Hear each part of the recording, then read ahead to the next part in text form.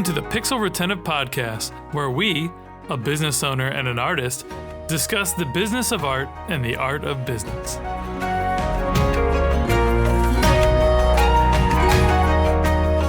Hey friends, I'm Carl, founder of Epic Made. And I'm Ross, creative director at Epic Made, and we're the hosts of the Pixel Retentive Podcast, where we share our thoughts on creativity, art, and business. Past guests include Ruth Newberry of Cream, Ben Burns of The Future, and Ryan Summers of Stilt. We're forever grateful for the supporters of our podcast, and as always, we're looking for more sponsors. That said, Pixel Retentive is always brought to you by the creative gurus at Epic Made. Epic Made is a team of strategists and artists who excel in visual storytelling. Our studio crafts unforgettable animations and illustrations that not only captivate your audience, but also drive tangible business results. We specialize in engaging imaginative, pop culture savvy audiences with beloved clients like Nickelodeon, WWE, and Sci-Fi. Visit getepicmade.com and let's collaborate on your next creative campaign. And with us today, we have Kevin Rapp. It's a Rapp, right? You nailed it. Cool. I forgot to ask before the show. Kevin is the co-founder and chief creative officer of creative agency Ultra Friends. He builds systems to deliver brands more value on their investment in creative. He also spends way too much time on LinkedIn screaming into the internet void, as do we all. Also, Kevin, pleasure to have you. Stoked to be here, guys. Thanks so much for having me. Yeah, man. All right, so before we jump into today's topic, we want our audience to get to know you a little bit better. So tell us how long you've been in your industry and the project you're most proud of so far. Way too long. A lot of gray hairs in this beard. I've been we're good. I'm in good company. Love that. Yeah. So I've been in the field of advertising and particularly video production mostly for almost 20 years now, and started as, working from smaller studios, working my way up to then working at bigger studios, then working in-house for a tech startup, and then eventually starting my own business. That is where I work now. And the project that I'm most proud of, I would say, is a project that I worked on when I was working at a startup. We were, the company was a tech car insurance company that was helping give better rates to drivers by using smartphone technology to measure their driving behavior and give them a rate that's primarily based on how they actually drive. So how likely they are to get into a car accident, how hard they brake, whether they're driving distracted, things like that, which takes some of the factors away from demographics, like your zip code or your credit score, which tends to penalize people from marginalized communities. Mm-hmm. And so something that we did as an initiative was we were always trying to kind of push the social justice aspects of the product and what it did. And in 2020, when social justice upheaval was really, really prominent in social conversations, we decided to partner with NASCAR driver Bubba Wallace, who came to prominence by advocating to remove the Confederate flag from NASCAR. So as a guy who was advocating for progress in an industry that isn't exactly known for it, sure. we wanted to kind of do that as well, because that's what we were doing. We were pushing for progress in an industry that's a little outdated and cumbersome. So we partnered with him on a brand film that was called Progress Owes No Apology, where we kind of told his story about what he was doing in the sport and the heat that he took, particularly from then President Donald Trump, demanding that he apologize for stoking the flames of racial controversy, right? So we made a film that I think really honored Bubba and his story and found a way to ally ourselves with him without co-opting his story, which was a really fine line to toe. And we ended up, making like over 3 billion almost entirely organic impressions with that film. Jesus. It was just like the campaign really, really took off. in a way that we weren't expecting. It got national news coverage and won us some Cleos, and it like all the awards things were cool, but the resonance that the message had and how much heart we put into that particular message is what makes it a standout for me. Love that. That was an extensive background, and then like wrap it all up in a nice bow. Cool, Thank Kevin. That's great stuff, man. Thank you.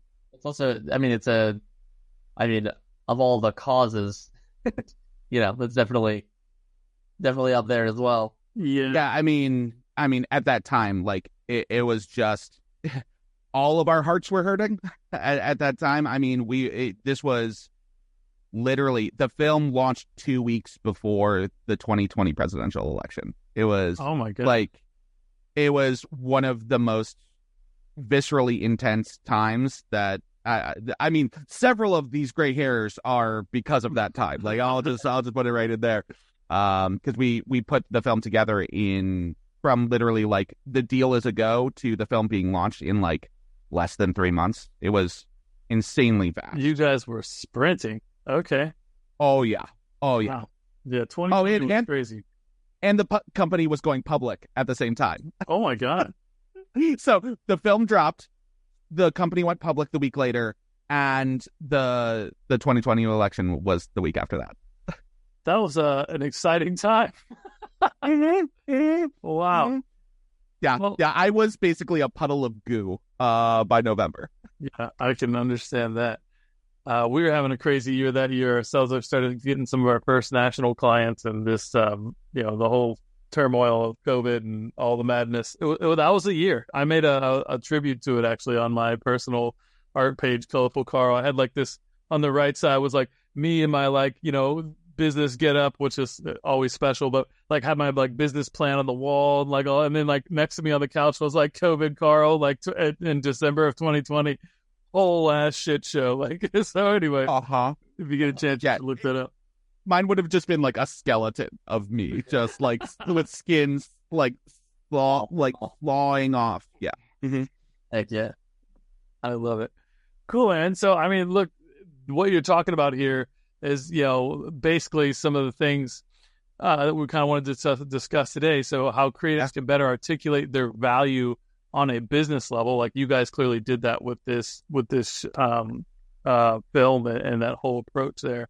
But I think that's something that, you and I had some preliminary chats. You definitely can speak to that. So you have any like high level ethos you want to start with there? Or? Let's start there, which is there's a lot of systemic devaluation and exploitation of creative, right? I think I think all of us have felt this throughout our careers. Right. The coming up into creative, I don't think there's any possible way to come up into the industry without being exploited somehow. You are somehow going to work for exposure bucks. You're gonna have to pitch for free. You're somehow going to have your labor taken advantage of because society as a whole doesn't truly value creative because we find it hard to measure. Right. Yeah. Yeah. It's the like you said, the biggest issue with it is the conceptual side, right? Because when you're treating creative as production to dollars, it makes a lot more sense, right? It's when 100%. When you're filming the movie or when you're animating the show or when you're doing this thing, right? But at that point, you're making a thing that will inevitably make money theoretically, so it's a lot easier to justify. But it's the standing on a corner with the empty cup situation that becomes difficult to be like, well, we should get paid to be on that corner because like that's a huge part of the job is making sure that we actually get jobs in the first place. And it's so difficult to get clients or potential clients to kind of like eat what we're selling without showing them something. So we end up sort of preemptively working just on the hope of selling them something. And so Whereas like a car salesman or a real estate agent or whoever, they could be like, hey, like, look at my past portfolio, or look at the stuff we have on the lot, or look at this thing. You're gonna get this. Yep. But in the creative industry, you're making something from nothing, and so you can only say it's gonna be kind of like this, but not really this. That it, you gotta walk the line of not copying something that you're taking inspiration from, and if your client gets too attached to that inspiration, how do you like peel them away from it? And all of that stuff just ultimately gets resolved faster if you do work for free, unfortunately. It's upfront. Yeah, it's like so I ran into this twofold, right? Like, first and foremost, like, as I started to get into creativity and realize I was an artist, right? Like that phase of my life, all the people around me, my business mentors, my friends, my grandmother, like, oh, you don't want to be an artist. Like, artists don't make money. Like, I get a real job, right? Like no one values, society doesn't value the creative process. The 7, 8, 9, 10 dead ends before you hit the fucking, oh, this is the genius idea. Those 9 things are as much work as that 10 thing. And that 10 thing would have never came about if we didn't sacrifice our time, energy, and brain cells. And like, oh, it feels like it's going to be a great idea, but by the time you get there, you're like, it's kind of a shit idea. But it leads you to the next thing, right? And that's really hard to quantify, because sometimes it happens on the first time, sometimes it happens on the second time. Some people hit it out of the park almost all the time, which is crazy, but like, there's always a bunch of failed ideas behind it. So, quantifying that doesn't work well. Go ahead. It's so hard, because I think you're hitting on something, Carl, which is it starts when we're young, because it's a cultural systemic thing. Like, when you're young, you're encouraged to be creative because it's frivolous. It's a hobby. It's a thing to do for fun. The second that you start to think, but maybe I can make a career out of this, that's when the tone changes. It suddenly turns into that starving artist mentality. It becomes, but what are you going to do with that? Or do you have a fallback plan, rather than us recognizing that creative plays an integral role in every aspect of society? 100%. In business, in entertainment, in culture, creative shapes so much of what is lasting about our society. And yet, because it's something that is emotional, and it's something that hits at the gut, and it's something that you can't put exact numbers assigning factors to them, it's hard to say and hard to advocate for the value of what we do. Because if a campaign is successful, it'll be like, oh, that was a marketing win, rather than saying like, no, that was a creative win. That was the creatives figuring out how to build a message that resonates with an audience and execute the delivery of that message in a way that motivates them to make behavior change. Right. Yeah. It's so weird, because it's such a double, like, the marketing team's got to get it in the right place at the right time to the right people. But if it's the wrong message, it doesn't matter. But they, like, if it gets in the right place at the right time to the right people, and they're like, oh, well, the message is irrelevant because it's right. No, that's not the case.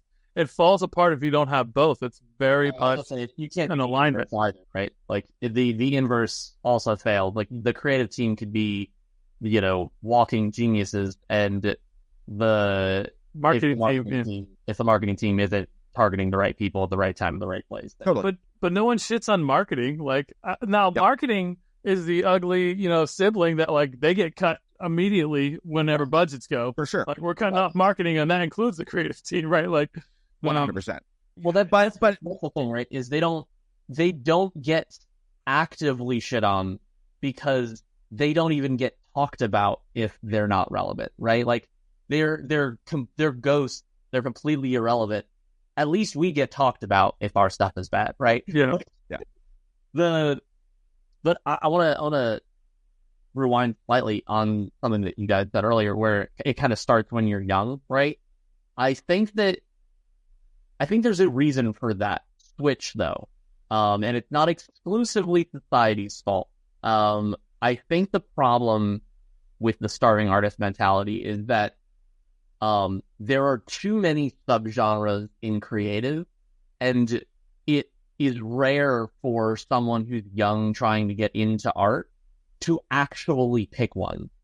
Yeah. I think that when you're young and you say, "Oh, I want to be a scientist," in your peers and or guardian heads, you're like, "Oh, okay, well, scientist and every subgenre of scientist makes a lot of money, right?" So like, good, that's great. Which isn't even true, but yeah. I know, but I'm saying the perception, right? Sure. Same thing with lawyer. You could be in the legal world and make garbage money. It's not the common perception. Yeah, totally. The thing is, though, I think there is a much more even spread in the art world of you can make $1 gazillion or you can make absolutely nothing for the rest of your life. And there is such ambiguity between all of the subgenres of I want to be an artist that when I went to my parents, I was like, I want to make video games or I want to make movies. They were like, okay, great. That makes money. That's awesome. And they facilitated that. But if I was like, I want to just draw because I can draw, you know what I mean? Yeah. That's when I think you get hit with the, oh, well, like, what are you going to do with that? You can't just sell drawing. Like, that's such a flimsy business model, right? And I think granted, there are artists who make their living just selling their art, but they're so rare and you have to be so skilled to do it. Well, it's the business and marketing side that's the problem, right? More than it is the art side, I think. But I think that there are careers in creative that have inherent support systems built in with them, right? Like marketing, like the film industry, like the graphics. Yeah. That when you say I want to do that, it's like, oh, okay, I know that is valuable in society, so I'm going to encourage that. It's like it's the same thing in music, right? It's like, oh, I want to be a musician. That's such a hit or miss thing. But if it's like, oh, I want to get in, I want to become a publisher, right? Like that's a slightly different. It's still in music, but it's a slightly different, more definitively lucrative choice. I wonder if that is a perception and less of real. Like I know a lot of musicians that no one knows who they are. They're not famous, but they make a few $100 a show. They do a few shows a week, or at least a few shows a month, and it's a substantial. I think it's like these like, oh well, like trying to put people in boxes, especially creatives. Like how many different individual creative skill sets do this the three of us have on this call, right? I can make furniture. I can do some really interesting video / photo work. I can draw. I can do amazing graphic design. Like I'm a pretty solid illustrator now. I'm like, I don't know what the hell I'm doing with all these like AI things and whatever. It's fun. I'm I'm an alchemist of all the things I can do on that. But like, it's like you don't have to make all your money in one thing. You don't have to have like one little checkbox on your resume that's like, hey, I do yada yada. It's like, you can be a creative thinker and execute in any way that like you have expression and skills and ability, I guess, or even like will, right? Like once you're good at creating things, it's just a matter of watching a few hours of YouTube and you can create shit somewhere else with another skill set. Like it's interesting. But I think filling out the checkbox early as a young person garners support for you as a creative, which is something that you don't have if you just say, I want to be creative.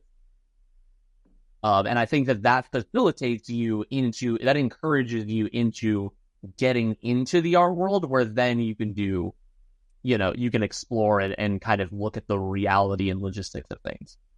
Yeah, I think what happens is we start in a cultural position where I think it is some of these cultural systemic factors that have creative be devalued. And then we end up perpetuating those systems, right? Where we get into the field because we're passionate about the creative, and we tend to work for other creatives who are also passionate about the creative. And so we get measured and incentivized on how we push the creative. And so we don't end up being strong advocates for what the business value of what that creative does. So I think you're right, Ross. It's not exclusively this is a systemic problem and it's all the system's fault. I think it starts with kind of a systemic factor that kind of bleeds into the way that we internalize the value of what we do. And we tend to think of like just pushing the creative is the thing that is going to get us to the next positions in our world. And so we focus on those things because, number one, it's what we love to do. It's the reason we got into this industry in the first place. And two, that's what we believe is going to help us overcome some of those systemic things. If I just get to work with this brand, if I just get to work for a larger size studio, if I just get to the position of creative director, right? And the way to get to those things, to get that respect and to get that traction in the industry is to be better at the creative, to just do more ambitious creative work, to get better at our execution. And so I think we are setting ourselves up to continue that cycle of exploitation because we aren't strong advocates of the true value of the creative and end up just kind of pushing the cosmetic value of creative. That's what we are incentivized on and what we believe is important. Yeah, I mean that a big part of that's in academia, right? Like all it is skills and conceptual focus, right? Like my bachelor's degrees in fine arts and graphic design, Ross's media arts and animation. I'm not sure, if or what you got a degree in, but in academia, like they have no talk about like how do you function in the business world, like how do you market yourself, how do you promote yourself, what is the value of what you're doing, what happens if you suck at your job, right? Like these ideas should be planted deeply in our head, like and that should come along with how we communicate, which is why we try to do stuff like value-based pricing and things like that. It's just like, if we're going to make you $10 million, we should get $1 million. Like, what are we talking? Like, especially if it's all profit, right? Like there's a big system here, but like, how do we have those communications and feel comfortable in that? Like, I know the first time I charged someone $25 an hour, I felt guilty. And I was like, This guy was making hundreds of thousands of dollars of profit on the work that I was making sure that his business looks good. Like, yeah, $25 an hour isn't shit. Like, I mean, even back then, like it was worth more than it is now, but like it still wasn't enough. But that's what I mean by internalizing those external factors. Like we've all felt that. We've all felt like I get paid to do the thing that I love. Like God. I feel like I'm getting away with something when in reality, you're being exploited. You're being taken advantage of. You are providing extremely cheap labor for the value of what you do. And it takes really on the time and experience of really seeing, oh shit, this thing that I did made this company millions of dollars, billions of dollars, right? Right. And seeing the tangible business outcomes that we deliver to really be able to reset our expectations on what our value is. And 100%. It's funny, it kind of breaks the brain of people who have cemented that internalized feeling when you, I've seen so much discourse about like, oh, you charge 20 grand for a website you did in, 10 hours or whatever. It's like, yeah, because well, how much money are they going to make using that website, right? And it's like, oh, well, that's not fair or whatever, like, or I could never charge that much for my artwork. Like, don't you like doing it? Or except, like it's so funny to whenever. So in addition to being the creative director to Epic Made, I have my own sort of clientele with I do D&D commissions occasionally. I do some book covers occasionally, stuff like that. Right? I don't get to illustrate doing my job at Epic Made anymore, really, because I run a whole team of people. Sure.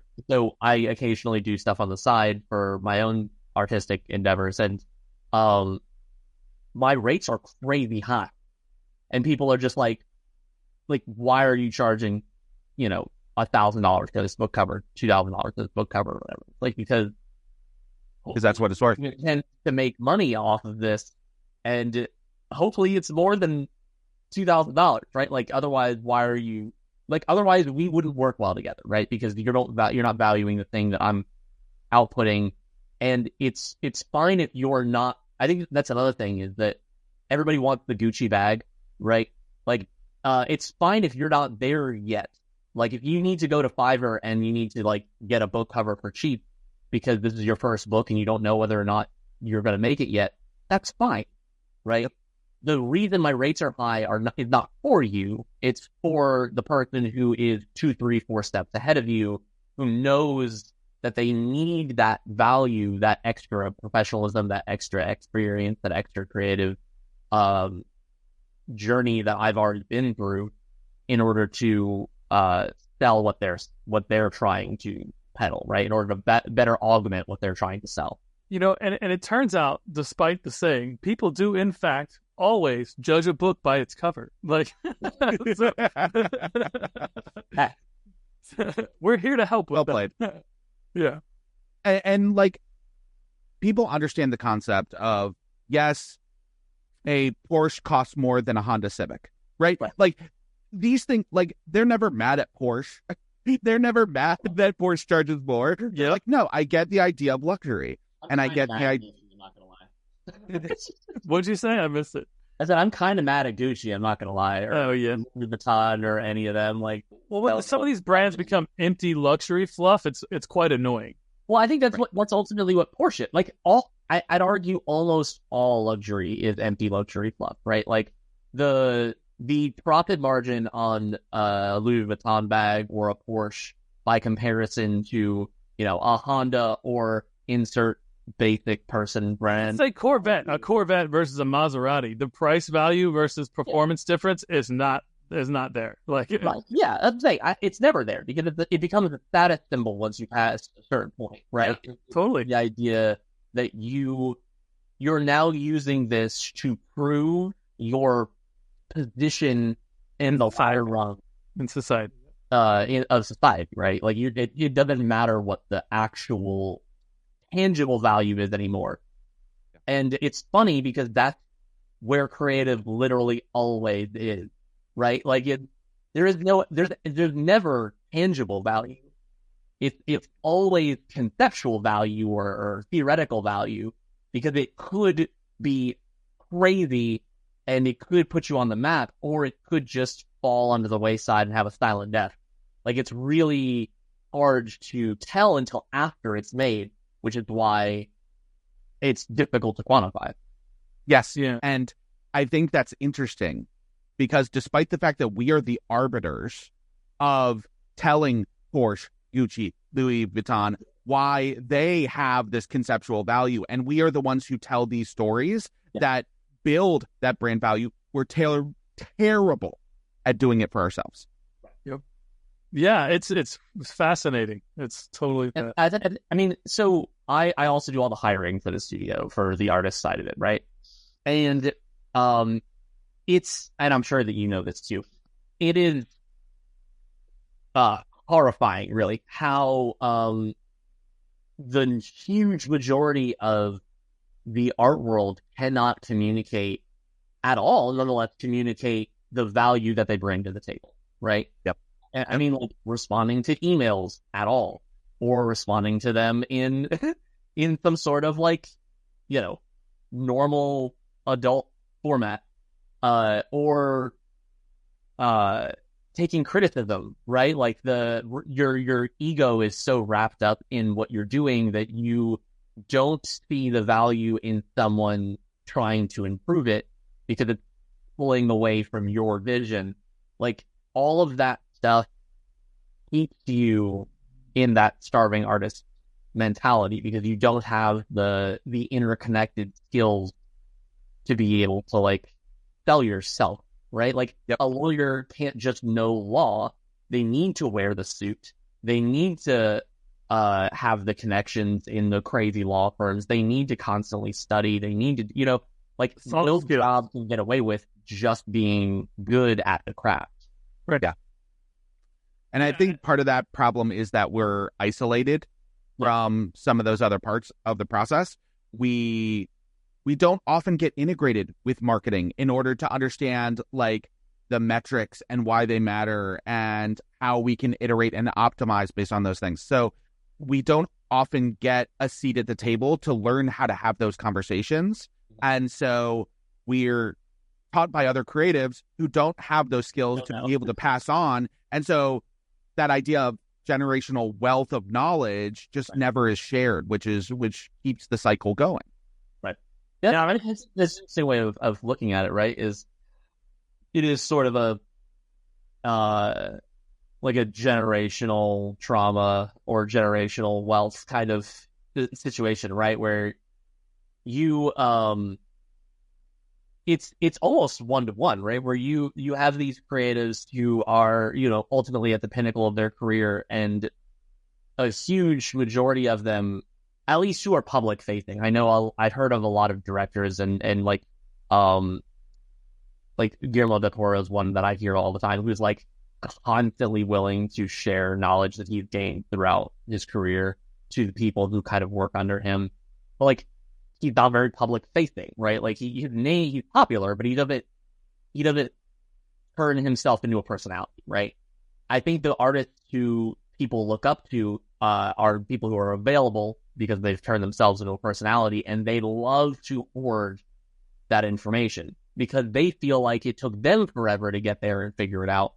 And so they want to make everybody else work for it. And it's not just in the art field, it's everywhere, right? Like that's such a common mentality, even down to like, oh, I built this shop from nothing, and so I'm going to lord this over my kids for as long as humanly possible because I'm the one who worked it hard enough to build it, right? Yeah, it's a terrible mindset for sure. I think for me, like the big thing that that really started clicking for me in the creative world, we talk about like, hey, we get exploited early on and we don't have the confidence, right? And and all these factors coming into it. I think what I heard Gary Vee say it best, that like, it's just really about leverage, right? And if you're young and you're coming in the field and you've got a portfolio and you're green and like, there's no really, you can't pretend to not be green. Like you can see right through it, right? So what you're trying to do is build a big ass lever. Like, how big is your lever? How much experience? How big's your portfolio? What are the names in your clientele? Who do you know? How big can you make this lever so that when you go into a business deal, it's like, if you put my lever into your deal, it puts the value way up here, and that's what my rate is, right? And when you build it that way, it makes sense, right? And when you can be the crazy talented, most talented, amazing 18-year-old right out of high school, like making the best stuff, but like, you don't really have as much leverage yet because you can't prove that you can work together with people and you can work through the things. So early on, if you need to do things that make sense, like, hey, take opportunity, exposure, like those things make sense in some scenarios when you're building leverage. But understanding when you actually already have leverage and now you're just being exploited, you got to be able to differentiate that and look at like, hey, I've done all these things. You're asking me to do some exposure and pitch some ideas and do all this shit. It's like, I've already proven I can do that. I'm above that. Like, you can pay me for my ideas and putting together a proposal. Once we started doing that, where like our proposals we have what's called a foot in the door offer, and we do a blue sky session, and like we're just like, that allowed us to put together way better proposals and weed out people who weren't serious about working with us. And so that was a really cool thing that we did in the past few years. And shout out to Jason Swank, because we learned that kind of mentality through his business. What is it? It's like a mastermind. There it is. Anyways, sorry, that's like all around the world there. No, but yeah, and I think I think we're hitting on a couple of things that I think are really interesting that I want to kind of dial in on. Love it. Which is that idea of leverage is difficult to grab when you don't have a frame of reference. Right. If you don't have the knowledge, it's easy to take the industry standards that are put down on you and to perpetuate them. Right. And I think that I think a lot of people will, when they gain that leverage, they will use it to pull themselves up and not use it to pull everybody else up. Selfish bastards. What you're talking about, Ross, that idea of, okay, I've accumulated this knowledge and I figured out how to monetize it for myself, but that doesn't mean I'm going to pay the people that are working for my studio a fair wage. It doesn't mean that I'm going to share this knowledge and share this ability to value myself with these other people around me and build them up alongside me. I'm going to use this to benefit me. And I think that is hurting us in the long run, because I don't think we are just exploited by the systems. I think we are also exploiting each other. Yeah. It's fear, right? Like, yeah, I think so. I've talked to some people who have this sort of mentality, right? It's rare. I don't typically surround myself with people who like think like that, but I've come across them occasionally, and it's almost always this like Gollum in the cave, I don't want to give away the ring situation, right? Where if I tell everybody the secret, then I lose value, I lose leverage, right? Yeah. Because now it's the pie is only so big. The pie is only so big. Right. Yeah. It's common knowledge. And I think that it's been worsened by social media, right? Because I think that, like if you go on social media and I go on social media, we have two completely different experiences, right? Mm-hmm. Because I think that people fail to grasp how hatered and how much it traps you in a bubble, that you feel like you see the same people over and over again. You feel like all of the famous, successful people, they're all constantly showing up in your purview, so they must be showing up in everybody's purview. And if you become one of them, then you're among 5-10 people, right, who have made it. But in reality, it's just this algorithm showing you the 5-10 people you would most relate to out of 500,000 people who you will never interact with ever in your career, even if you try to. But they're not just these 10 people who are bogarting all of the business in the creative world. It just kind of feels that way because social media kind of tricked you and before that it was just normal media. Like it was news and whatever, that Disney the only studio ever, and so on and so forth. I think that, like, cause I didn't have social media until 2020. Like, I literally, good for you. Thank you.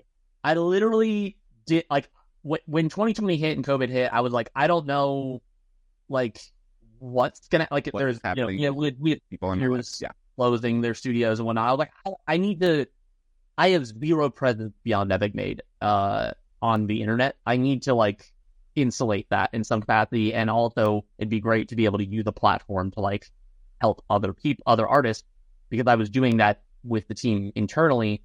I like lectures, if you can't already tell. And so I went into it knowing, like, I had already seen the post-corruption wasteland that social media had become by 2020, right? So I was like, I know that it's toxic as hell, and I know that it sucks you in and it brainwashes you, etc., etc. By 2022, I had fallen into it, right? Like, yeah, sure. Even knowing going into it that it was going to, like, that it could change you, it could change a person, and be like, and being equipped with that foreknowledge, it tricks you into doing it. It tricks you into playing the game. And so I don't blame anyone for getting into that situation, but it is a trick. Like, it is a magician's sort of sleight of hand. Algorithm does.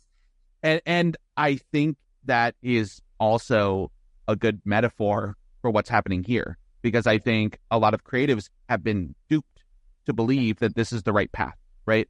Like, the mentality that I've seen with people is like, well, this is the way that I've learned, and so that's the right way for these other people to learn, right? Like, they've got to pay their dues.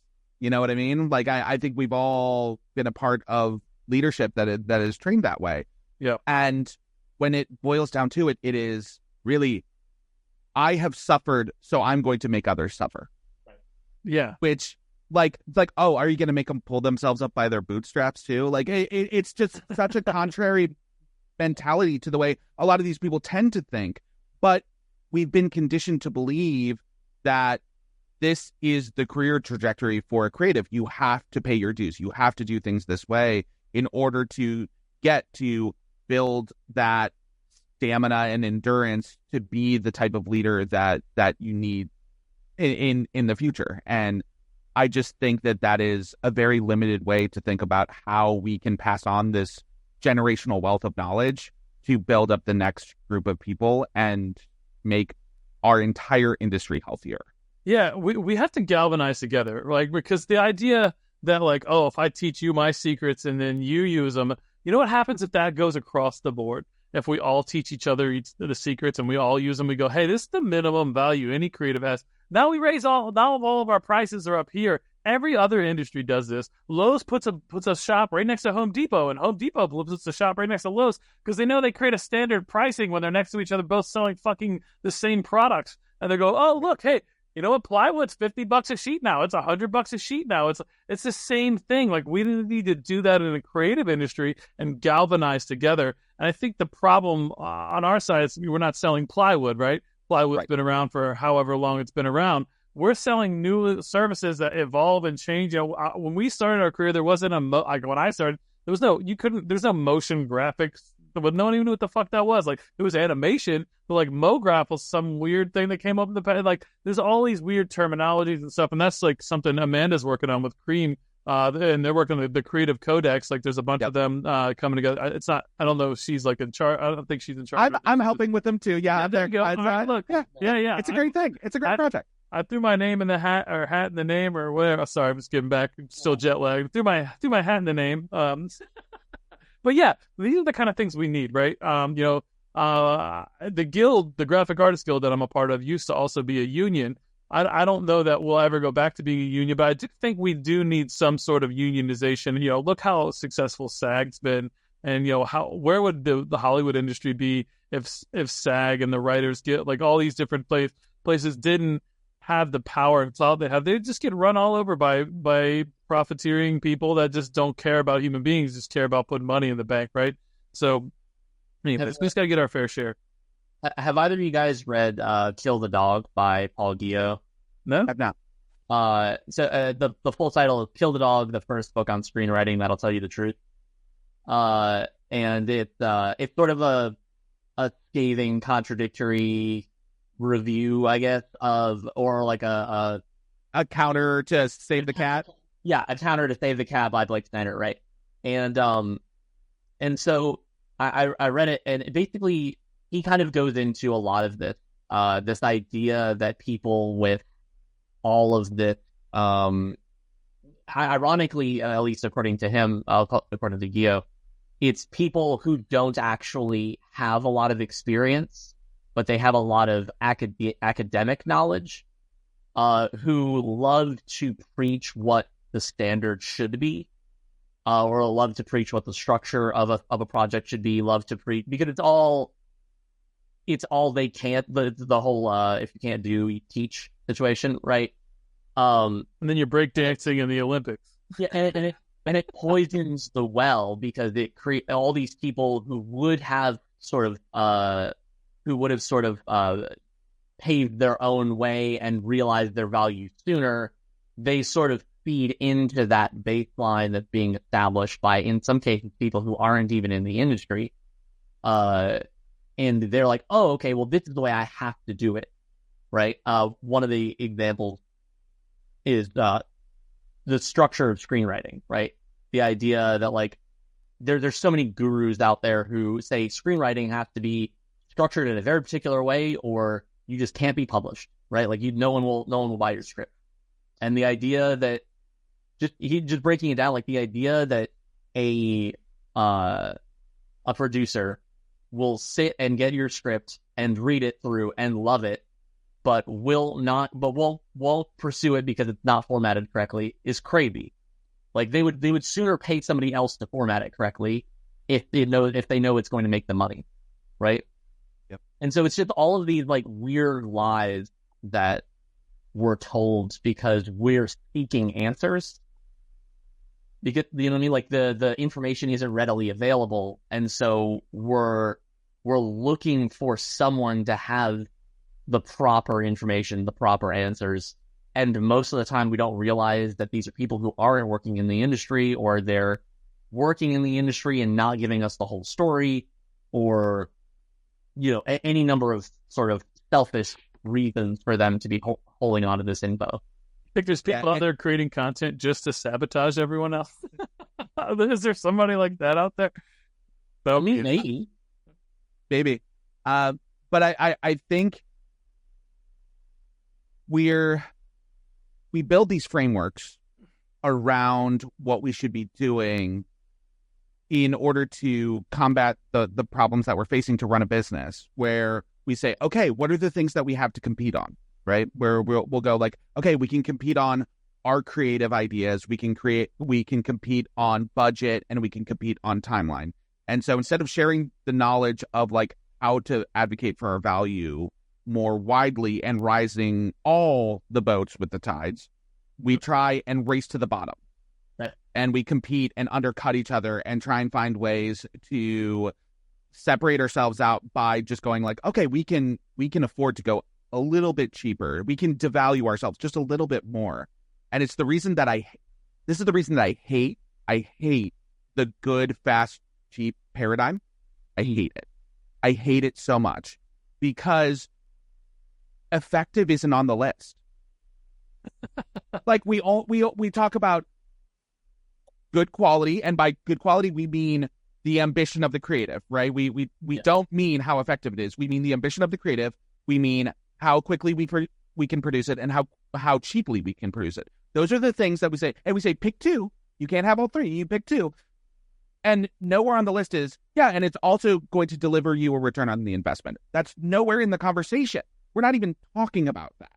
Yeah. And that's why I hate that mentality so much, because it is the microcosm of this problem, which is we don't understand the value, and we are only talking about these cosmetic things that, yes, the clients care that it's going to, they care about the price point, but like the thing that they care about more is, am I going to make money off of this thing that I'm investing in? And because we're spending all this time talking about good, fast, cheap, like we're not talking the same language as the people who are investing the money. And I think it's serving all of us poorly. Yeah, no, that's great. I think what ends up happening is that conversation, that had that good, fast, cheap conversation. I think we all have. All of us. I think that conversation comes up when you're in the room with someone who doesn't care about the effectiveness, right? Like there's a couple clients I can think of off the top of my head. I'm obviously not going to mention, but like they actually don't value what we're doing, right? And then you end up having this good, fast, cheap conversation because it's the only way to get them to understand how to price out what we're doing. Instead of us realizing we shouldn't be in the room with somebody that we have to have this conversation with, right? Yeah, they're just not a good client. Right. And I think that's really scary for artists because you already have this perception that your job is hard to peddle. And so now you're being significantly more selective on whether or not someone actually values your work or whether or not they just need your work. And when they just need it, because you need art to be forward-facing in any business category, right? Like you need a logo, you need a website, you need an album cover or a podcast thumbnail, or album cover, you need social media, you need, so many art onuses are on top of other businesses that have nothing to do with it, that they need what we have, but they don't see the value in it. They're just treating it like this ball and chain they have to drag around. And when you end up with clients that are like, oh yeah, I need a website. I don't think I need a website, but society says I need one, or I need a good logo. I feel like I could just slap my name on anything, but society says no one will value me if I don't have a good logo, which is interesting. That, you're in a room with someone who you now need to bargain with things that are not effectiveness. So you have to bargain with, but it's going to be the best logo ever, or it's going to be super quick. I can get it to you super quickly, and it's not really going to be all that expensive for you. Or, you You have to use these other bargaining chips beyond someone who actually needs the service. Yeah. Yeah, and so AI is going as AI gets easier and less cumbersome. Speaking in less car, you want to start to talk about AI now? No, we can't. Yeah, I was just thinking that. You're right. So like, hopefully those people get weeded out into the Fiverr crowd and the AI crowd. We managed to avoid AI for a whole episode. We did. We had especially in a conversation about value of creative like that. Yeah. I applaud us because we did it. Because that could be a whole another hour. It has been several hours of the podcast. Yeah. We just barely. I saw you cracking open Pandora's box. Not at 2 minutes left, my guy. Close. Speaking of, we are unfortunately coming up on time. We may need a part 2 with you, Kevin. But we are coming up on time, and before we wrap, we have one last question that we like to ask all of our guests. Is there anyone or anything you value in your career that you'd like to shout out to the audience beyond the scope of this call? Maybe that might be a mentor, a valuable resource, a favorite client, et cetera, et cetera. Yeah, I definitely want to shout out my former boss at Root, the startup that I worked at. Her name's Jill Kellett. She was the one that really structured our creative team in a way that helped us communicate what our value was to the business. We had kind of a negative perception early on in the company because like we were doing great work, but we weren't great at communicating what the value of it was, and we weren't great at communicating how we were prioritizing the work. We struggled with communicating that value really clearly, and she was a huge influence on my career in helping me learn how to advocate for the value of creative. So she's definitely somebody that I want to give a huge shout out to because I think that she's brilliant for one thing, and secondly she was somebody who made a huge impact on my career trajectory in helping me be a better advocate for myself, for my team, and for just the community of creative people. Oh yeah, I love that. That's come on, Kevin. Thank you, gang. This was super fun, and yeah, anytime hit me back for part 2. We can dive down the AI rabbit hole, and I'm sure if you want an extra size episode, I'm sure that would be right. That would be one with me. We should do that for sure. And a big thank you to Greg Walter from Too Tall who connected us with you. So shout out to Greg. Greg was a previous guest on the podcast as well. Yep. He's a guest. Love that guy. Our little circle of friends here in the creative space is getting pretty tight. So, So we have been talking with Kevin Rapp, co-founder and chief creative officer of Ultra Friends. You can check out their website at ultrafriends.xyz. That'll be in the description and I believe under his name. If listeners want to follow up with you directly, though, Kevin, where should they go? Because, again, old ass man with gray hairs in the beard, the best way to get in touch with me is on LinkedIn because I'm a cool dude who has a exciting social presence on a business networking platform. Well, he does. It's lots of purples and colors going on. So much magenta. Big fan. So, all right, Kevin. Thanks so much for being on the show. And until next time, friends, we'll see you guys. Hey.